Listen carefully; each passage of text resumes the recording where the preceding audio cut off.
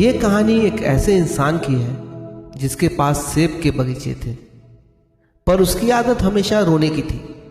वो हमेशा दुखी रहता।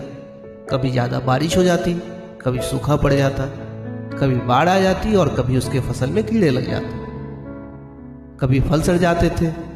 जब भी उसकी फसल खराब होती तो वो भगवान को कोसते रहता।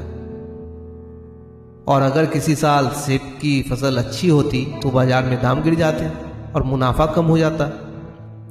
लेकिन एक साल ऐसा आया कि सब कुछ ठीक हुआ। ना ज़्यादा धूप, ना ज़्यादा बारिश, ना ही बाढ़ आई और ना ही फसल में कीड़े लगे, और बाजार में दाम भी अच्छे मिल गए। हर किसी ने खूब पैसा कमाया। लेकिन इस बार भी वो इंसान पहले की तरह दुखी और परेशान था। उसे दुखी देख उसके एक दोस्त ने उससे कहा, अरे भाई, अब तो खुश हो जाओ। जिंदगी में ऐसे सेब तो कभी देखे भी नहीं थे।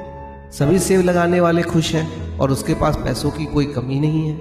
लेकिन तुम क्यों दुखी हो और ऊपर वाले को क्यों कोस रहे हो? वो इंसान बोला, ये जो खुश हो रहे हैं ना, बड़े नासमझ हैं। इन बेवकूफ़ों ने शायद इस बात पर गौर नहीं किया कि इस साल कोई भी सेब सड़े नहीं हैं। इसलिए जानवरों को अच्छे सेब खिलाने पड़ रहे हैं। हर साल जानवरों को खराब फल खिलाकर हम काम चला लेते थे, और इस साल जबकि सेब बहुत महंगे हैं, हमारे बाप दादाओं ने कभी भी इतने कीमती फल जानवरों को नहीं खिलाए। हाय, इस साल तो मैं लुट गया।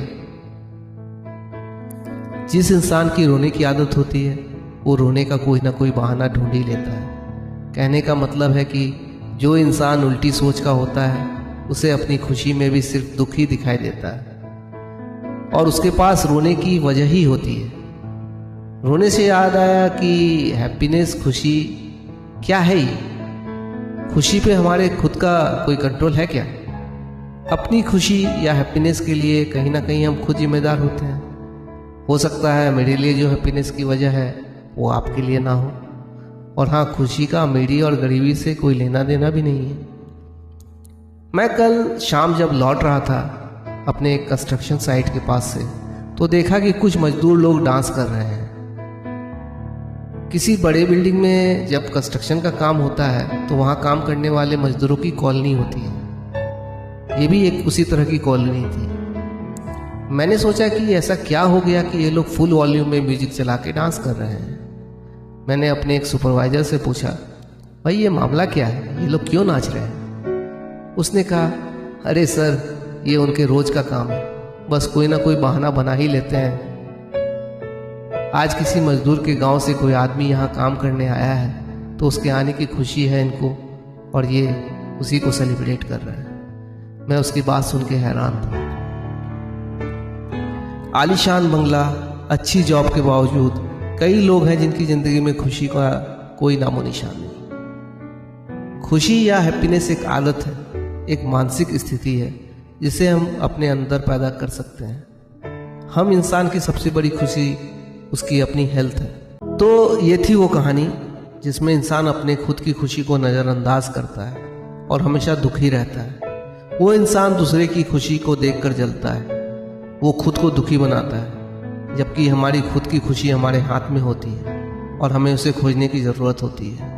हमें अपनी खुशी के लिए जिम्मेदार होना होता है, और किसी एक बड़े काम के हो जाने पे खुश होने की सोचने से अच्छा है कि हम उस काम के छोटे छोटे माइलस्टोन या अचीवमेंट को सेलिब्रेट करके खुश हो लें।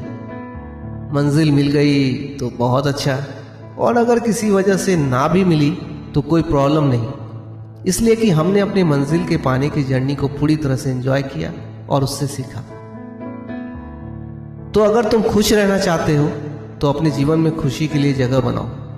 अपने साथी और परिवार के साथ समय बिताओ, अपने पसंदीदा एक्टिविटीज़ में लगे रहो और अपनी हेल्थ का ध्यान रखो। याद रखो, खुश रहना एक कॉन्टिन्यूअस प्रोसेस है और हमें इसे सिर्फ अपने अंदर से पैदा करना है। तो अपनी खुद की खुशी के लिए संघर्ष करते रहो और खुश रहो। आज के लिए इतना ही। आपका दोस्त, आपको तो पता ही है मैं कौन हूँ।